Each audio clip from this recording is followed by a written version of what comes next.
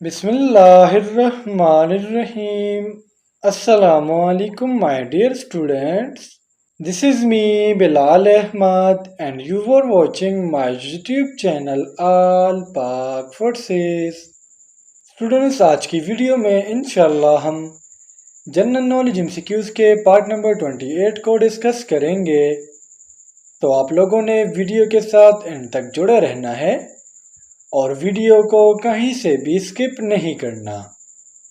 So without wasting any time, let's start the video. हमारा first MCQs है international nurses day is observed on.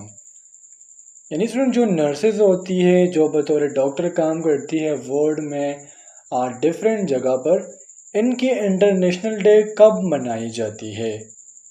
So the correct option is option A, mean 12 मई को। Student जो international nurses day है इससे हम simply नाम देते हैं IND का, और ये फॉर द फर्स्ट टाइम मनाया गया था 12 मई 1965 को। नंबर 2 है हमारा the first case of monkey pox in humans was recorded in which country. तो मंकी पॉक्स ये चिकन पॉक्स की तरह एक वायरल डिजीज़ है जिसमें आपकी बॉडी पर स्मॉल पिंपल्स लाइक स्ट्रक्चर निकलने लग जाते हैं। इसको हम सिंपली नाम देते हैं एम पॉक्स, और ये जिस वायरस की वजह से काज होता है उसे हम नाम देते हैं मंकी पॉक्स वायरस। और ये फॉर द फर्स्ट टाइम जो फर्स्ट केस था ये ऑब्जर्व किया गया था, रिकॉर्ड किया गया था in democratic Republic of Congo. So the correct option is option D. Number 3 है हमारा On which date Pakistan women's football team registered first ever in AFC Olympic qualifier? सुन, जो पाकिस्तान वुमेन्स फुटबॉल टीम है इनको for the first time कब register किया गया AFC Olympics qualifier में? सो the correct option is option D, mean 11 अप्रैल 2023, यानी option D is the correct here. Student जो Pakistan women's football team है ये 2010 में बनाया गया, और इनको ऑपरेट करने वाला इनका जो एसोसिएशन है वो है पाकिस्तान फुटबॉल एसोसिएशन, और इनकी जो कैप्टन है वो है मारिया खान। इन्होंने जो सबसे बड़ा शिकस्त दिया है वो मालदीव को दिया है 8-0 से। इन्होंने 8-0 या 7-0 थे, इस तरह इन्होंने मालदीव को हराया है। और एक इन्होंने जो बहुत बड़ा शिकस्त खाया है वो इंडिया से 6-0 से ये लोग हार गए थे। एक्सक्यूज नंबर 4 है हमारा what is the name of world largest artificial forest. Artificial forest एक ऐसा फॉरेस्ट जो मैन मेड हो, और जो वर्ल्ड का सबसे बड़ा फॉरेस्ट है वो है Saihanba national forest park, China. So the correct option is option D. Student Saihanba national forest जो है इसे हम green lungs of northern China भी कहते हैं, जो 1962 को बनाया गया। एक्सक्यूज नंबर 5 है हमारा 3 May is observe internationally as. इसमें जो 3 मई है इसको किस चीज़ के लिए मनाया जाता है? सो the correct option is option D, mean press freedom day. Press आप लोग जानते होंगे, जिस तरह ये न्यूज़ वगैरह होते हैं या जो अखबार वाले होते हैं इसे हम नाम देते हैं प्रेस वाले, और जो प्रेस फ्रीडम डे है इसे हम वर्ल्ड प्रेस फ्रीडम डे भी कहते हैं, या इसे हम वर्ल्ड प्रेस डे भी कहते हैं, और ये 3 मई को मनाया जाता है। न्यूज़ नंबर 6 है हमारा the silk roads a new history of the world is written by. तो बेसिकली सिल्क रोड तो प्रैक्टिकली भी प्रेजेंट है, लेकिन ये एक बुक लिखी है पीटर प्रेंकोपान ने। So the correct option is option C. Excuse number 7 है हमारा What is the main concern mentioned by the Reporters Without Borders Report 2023 about the regulator Pakistan Electronic Media Regulatory Authority, mean FEMRA? So the correct option is option B, mean excessive control over journalism. Excuse me, है हमारा Europe day is celebrated every year on। तो जो Europe day है इसलिए मनाया जाता है, इस दिन पर ये लोग पीस और यूनिटी का इजहार करते हैं, और इसे मनाया जाता है 9 मई को। So the correct option is option B.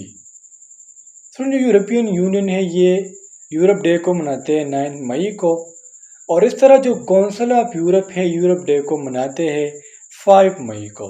और फॉर द फर्स्ट टाइम जो यूरोप डे है ये मनाया गया था 5 मई 1964 को, मतलब यूरोपियन काउंसिल ने। और इससे अगर हम यूरोपियन यूनियन की बात करें तो उन्होंने 9 मई 1964 को ये डे मनाया था। क्वेश्चन नंबर 9 है हमारा, Bali is an Indonesian island which is a blank island. तो बाली ये एक आइलैंड का नाम है और ये एक हिंदू आइलैंड है। सो the correct option is option D. Friends अगर हम इसकी कैपिटल की बात करें तो इसके कैपिटल का नाम है डेनपैसर और ये 14 अगस्त 1958 को बनाया गया। अगर हम इसकी एरिया की बात करें तो वो है 5780 किलोमीटर स्क्वेयर और इंडोनेशिया में जो इसका रैंक है अबाउट इट्स लार्जनेस वो है 6 नंबर। क्वेश्चन नंबर 10 है हमारा, who is the longest serving ruler of Indonesia. Indonesia पर सबसे ज़्यादा वक्त तक हुक्मरानी किसने की। सो the correct option is option A mean general Suharto. तो जो जनरल सुहार्तो थे ये इंडोनेशिया के सेकंड प्रेसिडेंट थे 1967 से लेके 1998 तक। इन्होंने अराउंड अबाउट 32 ईयर्स इंडोनेशिया पर हुकूमत की है और ये 2008 में वफात पा गए थे। आपको इतना पता होना चाहिए कि एक मिलिट्री ऑफिसर थे और साथ साथ पॉलिटिशियन भी थे और ये इंडोनेशिया के लॉन्गेस्ट सर्विंग रूलर में से एक है। नंबर 11 है हमारा, originally the total numbers of countries included in TAPI gas pipeline project are. So TAPI stands for Turkmenistan, Pakistan, Afghanistan and India. ये बेसिकली इन 4 कंट्रीज़ के दरमियान एक पाइपलाइन प्रोजेक्ट था। सो हम कह सकते हैं सो the correct option is option A mean जो टापी गैस प्रोजेक्ट था इसमें हमारे पास 4 कंट्रीज थे। कौन कौन से मैंने आपको बताया, तुर्कमानिस्तान, अफगानिस्तान, पाकिस्तान और इंडिया। ये बनाया गया 13 दिसंबर 2015 को और ये basically for the production and for the transport of natural gas. Number 12 है हमारा, all of the following countries are the members of TAPI gas pipeline project except. Friends आप लोगों को पता है कि टापी के हमारे पास 4 कंट्रीज है, पाकिस्तान, अफगानिस्तान, तुर्कमानिस्तान और इंडिया। तो इधर हमारा जो करेक्ट ऑप्शन होगा वो होगा ऑप्शन सी, यानी जो ताजिकिस्तान है ये टापी गैस पाइपलाइन का हिस्सा नहीं है। क्वेश्चन नंबर 13 है हमारा, TAPI gas pipeline project is a natural gas pipeline being developed by the Galkynysh TAPI pipeline company limited with participation of the. सुनिए डिस्क्रिप्शन आप लोग अपने लिए पढ़ लेना। इसका हमारे पास जो करेक्ट ऑप्शन है वो है option C mean Asian development bank. इनसे जो टापी गैस पाइपलाइन प्रोजेक्ट है, जिस तरह मैंने आपको शुरू में कहा कि नेचुरल गैस प्रोडक्शन के लिए है, ये किसने बनाया था, गलकानिश ने, ठीक है। और अब ये जो पाइपलाइन कंपनी लिमिटेड है ये किसके पार्टिसिपेशन से बनी है, तो ये बनी है एशियन डेवलपमेंट बैंक के पार्टिसिपेशन से। क्वेश्चन नंबर 14 है हमारा, ease of doing business report publish by. सुन ये एक रिपोर्ट है ईज ऑफ डूइंग बिजनेस, यानी आप किस तरीके से आसान तरीके से बिजनेस स्टार्ट कर सकते हो, और ये पब्लिश किया था वर्ल्ड बैंक ने। So the correct option is option D. सुन जो वर्ल्ड बैंक है बेसिकली इंटरनेशनल फाइनेंशियल सिस्टम है जो जितने भी गरीब ममालिक है उनको पैसे देते हैं, उनको उधार देते हैं। अब जो वर्ल्ड बैंक है ये कलेक्टिव नाम है for international bank for recombination, जिसे हम सिंपली नाम देते हैं IBRD, and international development authority mean IDP। जो इंटरनेशनल बैंक फॉर रिकॉम्बिनेशन है या जो वर्ल्ड बैंक है इसमें हमारे पास टोटल 189 मेंबर्स है और इनके जो हेड क्वार्टर्स है वो है वाशिंगटन DC में। नंबर 15 है हमारा, which is the only majority Muslim member of the NATO alliance. NATO stands for North Atlantic Treaty Organization, जो बेसिकली 31 मेंबर्स पर मुश्तमिल है। 29 इसमें यूरोपियन कंट्रीज़ है और 2 कंट्रीज़ या 2 साइड इसके नॉर्थ अमेरिका के हैं।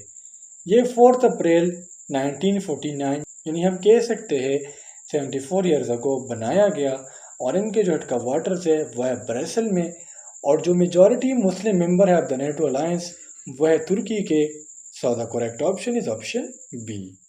तो स्टूडेंट्स ये थे आज के हमारे जनरल नॉलेज के MCQs। उम्मीद करता हूँ आपको तमाम MCQs क्लियर हुए होंगे और अगर फिर भी आप लोगों को कोई कन्फ्यूजन हो, कोई डाउट हो, तो आप मुझसे कमेंट सेक्शन में पूछ सकते हो। इंशाल्लाह अगली वीडियो में मिलते हैं। तब तक के लिए मुझे इजाज़त दीजिए। मुझे अपने दुआ में याद रखिए। अल्लाह हाफिज़।